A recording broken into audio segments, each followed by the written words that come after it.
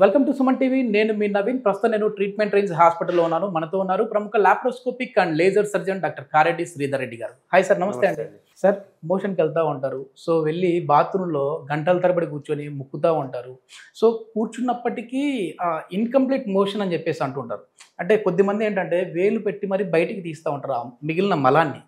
అది దేనికి దారి తీసే విధంగా ఉంటుంది. అదేవిధంగా అంత క్లీన్ చేసుకున్న తర్వాత కూడా ఏదో ఉంది అనే ఫీలింగ్లో ఉంటారు. కొంచెం హిచ్చింగ్ లాగా ఉంటుంది ఆ పార్ట్లో. అది ఎంతవరకు డేంజర్ అంటారు? దేనికి సంకేతం అది? సో మీరు చెప్పే సిమ్టమ్స్ ఏవైనా ఉన్నాయో అవన్నీ కాన్స్టిపేషన్ అంటాము, మలబద్ధకం అంటాము. సో మామూలుగా చిన్నపిల్లల్లో చూసుకుంటే కనుక మలబద్ధకం అనేది బాగుంటుంది. ఎందుకంటే వాళ్ళు సరిగా జంక్ ఫుడ్ తినడం కావచ్చు, లేకపోతే సరైన వాటర్ తీసుకోకపోవడము, వాళ్ళకి హార్డ్ పెల్లెట్స్ లాగా, అంటే మనకు వాటర్ అంతా ఆవిరైపోయిన తర్వాత మోషన్ ఎట్లా హార్డ్గా ఉంటుంది అట్లా హార్డ్గా ఉండిపోతుంది. అట్లా హార్డ్గా ఉండేటోళ్ళు ఎంత ముక్కినా కానీ ఓసారి మోషన్ అనేది కిందికి రాదు, స్ట్రక్ అయిపోతుంది బయట లోపల. సో రెక్టంలో అంతా స్ట్రక్ అయినప్పుడు మనం ఏలు పెట్టి ఎగ్జామినేషన్ చేసినప్పుడు మనకు హార్డ్ స్టూల్స్ తగులుతుంటుంటుంది. అట్లా తగిలినప్పుడు ఆ మోషన్ అంత ఈజీగా బయటికి రాదు, వాళ్ళు ప్రెషర్ చేసి ముక్కినా కానీ రాదు. అట్లాంటి వాళ్ళకి మనం ఏం చేస్తామంటే కొన్ని రకాల ఎనిమాస్ అంటాం, ప్రొక్టలైసిస్ ఎనిమాస్ అని, లేకపోతే నోట్ల ద్వారా ఇచ్చే ఎనిమాలు ఉంటాయి, కింద ద్వారా కూడా ఇచ్చే ఎనిమాలు ఉంటాయి. అట్లా కూడా ట్రై చేస్తాం. అట్లా కూడా రాలేదనుకోండి ఫింగర్ ఎవాక్యుయేషన్ అంటాం, ఫింగర్ పెట్టి మోషన్ తీయడం, ఇట్లాంటివన్నీ చేస్తూ ఉంటాం. ఇట్లాంటి వాళ్ళకి ఏంటంటే కాన్స్టిపేషన్ ఎక్కువ ఉండడం వల్ల ఆ ఏరియాలో ప్రెషర్ పెరిగిపోయి ఫ్యూచర్లో పైల్స్ వచ్చే అవకాశాలు ఉంటాయి అన్నట్టు. అంతేకాకుండా వీళ్ళు కొందరు ముక్కుతూ ఉంటారు, గంటలు గంటలు ముక్కుతూ ఉండడము, మోషన్ పోయినా కానీ ఆ మొబైల్లో టైం పాస్ చేసుకుంటూ అక్కడే ఉండిపోవడము, మోషన్ కెనాల్ని పట్టుకొని స్క్వీజ్ అవుట్ చేయడము, అంతేకాకుండా ఆ ఏరియాలో ప్రెషర్ పెట్టి ముక్కడం, ఇట్లాంటివి చేస్తూ ఉంటారు. ఇట్లాంటి వాళ్ళకి ఏమవుతుందంటే యానల్ కెనాల్ చుట్టూ ఉండే రక్తనాళాలు చిట్లిపోవడము, రక్తం గారడము, ఫిషర్ రావడం, ఇట్లాంటివన్నీ చూస్తూ ఉంటాం. అంతేకాకుండా కొందరికి మోషన్ అంతా వెళ్ళిపోయిన తర్వాత బయటకు వచ్చేసిన తర్వాత ఇంకా మిగిలిపోయినట్టుగా, ఇంకా ఉన్నట్టుగా ఫీలింగ్ ఉంటుంది, హెవీనెస్ ఫీలింగ్ ఉంటుంది. అట్లా హెవీనెస్ ఉన్న వాళ్ళకి ఏంటంటే కంప్లీట్గా మోషన్ పాస్ చేయరు, వాళ్ళు సగమే పాస్ చేస్తారు, సగం పాస్ చేసేసి బయటకు వస్తుంటారు.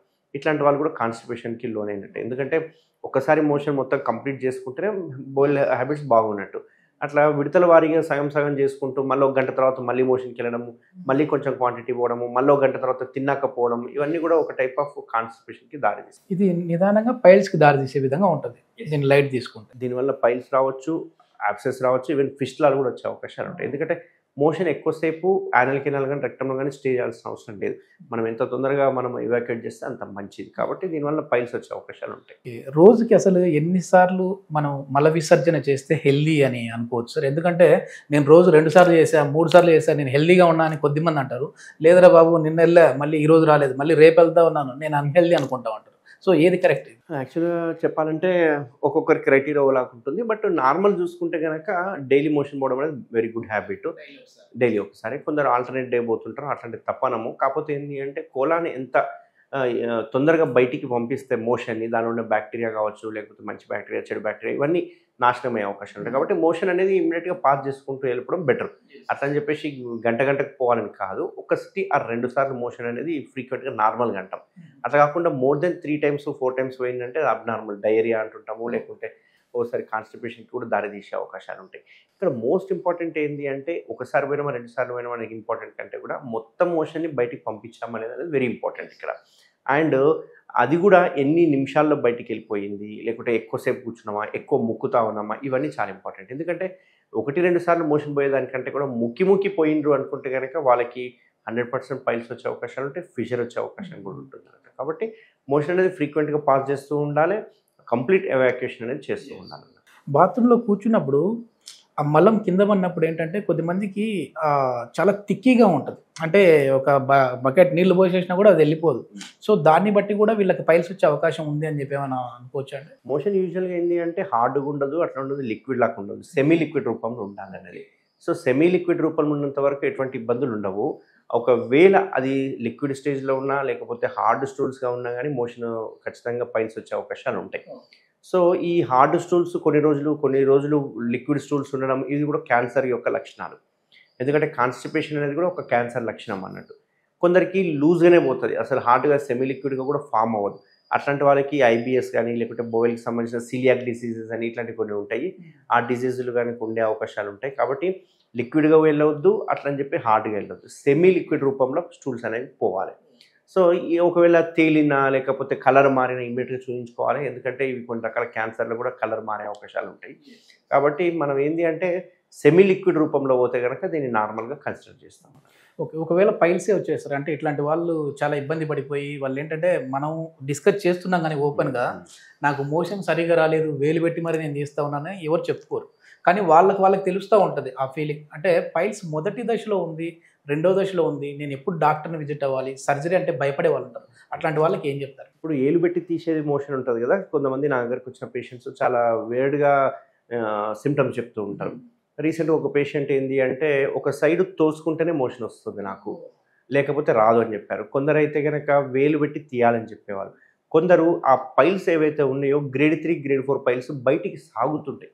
ఆ సాగిన పైల్స్ మోషన్ పోకుండా అడ్డం పడుతుంటాయి. అట్లాంటి వాటికి ఏం చేయాల్సి వస్తుందంటే వాళ్ళు లోపలికి తోస్తేనే మోషన్ అనేది బయటకు వస్తుంటుంది. కొందరికి మోషన్ అంతా పోయిన తర్వాత ఆ పైల్స్ని లోపలికి తోయాల్సి వస్తుంది. కొందరికి గ్రేడ్ 3 గ్రేడ్ 4 మోషన్స్ ఉన్నవి ఏమైతాయి అంటే ఇప్పుడు మామూలుగా మనం మోషన్ పోయే ద్వారం మీద అనుకోండి, మామూలుగా ఈ ఏరియాలో పైల్స్ వచ్చినాయి అనుకోండి, ఈ పైల్స్ చిన్నగా ఉంటే ప్రాబ్లం లేదు. అదే ఈ పైల్స్ పెద్దగా అయినాయి అనుకోండి, మోషన్కి పోయే దారి ఉండదు, మోషన్కు మూసుకుపోతుంది. అట్లాంటి వాళ్ళకి మోషన్ సరిగ్గా రాదు. మోషన్ సరిగ్గా రాకపోయేసరికి వీళ్ళు ఏం చేస్తారు, గట్టిగా ముక్కేస్తుంటారు. ముఖంగానే ఏమవుతుంది, ఈ పైల్స్ ఏవైతే ఉబ్బిపోయినాయో ఆ పైల్స్ చిట్లిపోవడము, రక్తం గారడం ఇట్లాంటివన్నీ చూస్తూ ఉంటాం అన్నట్టు. సో వీళ్ళేంది పెయిన్ ఉండదు, నొప్పి ఉండదు. ఎందుకంటే ఇంటర్నల్ పైల్స్ అంటాం, వాటిని ఇంటర్నల్ హెమరాయిడ్స్ అంటాం. అవి లోపల ఉంటాయి. అవి బ్లీడ్ అయ్యే వరకు పెయిన్ తెలియదు, కానీ బ్లీడింగ్ మాత్రం పోతూ ఉంటుంది. వీళ్ళు పెయిన్ రాదు కాబట్టి పట్టించుకో, కాబట్టి ఆ ఏలు పెట్టడమో లేకుంటే తోసుకోవడం ఇట్లాంటివి ప్రాక్టీస్ చేస్తూ ఉంటారు. ఇది వెరీ డేంజరస్. ఎందుకంటే మనం ఏలు పెట్టి తోసేటప్పుడు ఒక్కొక్కసారి గోరు కనుక దానికి టచ్ అయింది అంటే చిన్న పుండవడం, అక్కడ నుంచి ఇన్ఫెక్షన్ అయిపోవడం, అక్కడ నుంచి యాబ్సెస్ ఫామ్ కావడము, ఇవన్నీ ఏంటంటే సెప్టిక్కి దారి తీసే అవకాశాలు ఉంటాయి. కాబట్టి ఎప్పుడు కూడా ఏలు పెట్టి తీయడం అనేది మంచి ప్రాక్టీస్ కాదు. ఒకవేళ నిజంగా మోషన్ కనుక అట్లా హార్డ్గా పోయింది అంటే ఖచ్చితంగా డాక్టర్ని చూపించుకొని కొన్ని రకాల ఎనిమాస్ కానీ కొన్ని రకాల లాక్సేటివ్స్ కానీ వాడడం వల్ల మోషన్ అనేది ఫ్రీగా వస్తుంది. ఇంకా కొందరికి దురదలు పెడతా ఉంటాయి. ఆ దురదలు కూడా మంచి సిమ్టమ్ కాదు. మనం ఏలు పెట్టి గోకినప్పుడు ఆ గోరు తగిలినప్పుడు అందులో నుంచి ఇన్ఫెక్షన్ వెళ్ళిపోవడము, యాబ్సెస్ ఫామ్ కావడం, కొన్నిసార్లు ఫిషర్ వల్ల యాబ్సెస్ ఫామ్ కావడం ఇట్లాంటివన్నీ చూస్తూ ఉంటాం. కాబట్టి ఏలు పెట్టి తీసే ప్రక్రియ మాత్రం అసలు చేయొద్దు. ఒకవేళ వీళ్ళకి సర్జరీ చేయాలంటే పైల్సే వచ్చాయి, సో ఇంటర్నల్ పైల్స్ వచ్చాయి, వాళ్ళు చూసుకోలేదు కానీ గ్రేడ్ 3లోనూ అట్లా ఉన్నాయి సార్, అట్లాంటి వాళ్ళకి ఎట్లాంటి సర్జరీ ఉంది? యూజువల్గా గ్రేడ్ 1, 2కి పెద్దగా సర్జరీ అవసరం పడదు. బట్ సిమ్టమాటిక్గా ఉంటే ఖచ్చితంగా సర్జరీ చేస్తాము. అదే ఒకవేళ గ్రేడ్ 3 గ్రేడ్ 4 పైల్స్ ఉన్నాయంటే ఖచ్చితంగా సర్జరీ కావాలి. సో ఇప్పుడు ఇది ఒక మోషన్ బై ద్వారం అనుకోండి. మోషన్ బై ద్వారంకి లోపల ఉంటే కనుక ఇంటర్నల్ పైల్స్ అని, బయట ఉంటే కనుక ఎక్స్టర్నల్ పైల్స్ అని అంటుంటాం. ఈ ఇంటర్నల్ పైల్స్ కానీ ఎక్స్టర్నల్ పైల్స్కి మనం చేసే టెక్నిక్ ఏంటి అంటే లోపలికి వెళ్ళి ఈ లేజర్ తోటి కాల్ చేసేస్తాం. మామూలుగా అందరూ ఏం చేస్తారంటే కోత మెథడ్ చేస్తారు. కోత మెథడ్ చేయడం వల్ల 30-40 రోజులు బెడ్ రెస్ట్ ఉండాలి, అంతేకాకుండా పథ్యం చేయాలి, పెయిన్ ఉంటుంది, అండ్ స్టెనోసిస్ దగ్గరికి అవకాశం ఇవన్నీ ఉంటాయి. బట్ మనం చేసే లేజర్ టెక్నిక్లో ఇక్కడ మనం ఎటువంటి కోత పెట్టాం, జస్ట్ ఆ లేజర్ ద్వారా దీనికి కాల్ చేస్తాం. కాల్చడం వల్ల ఇవన్నీ షింక్ అయిపోతాయి.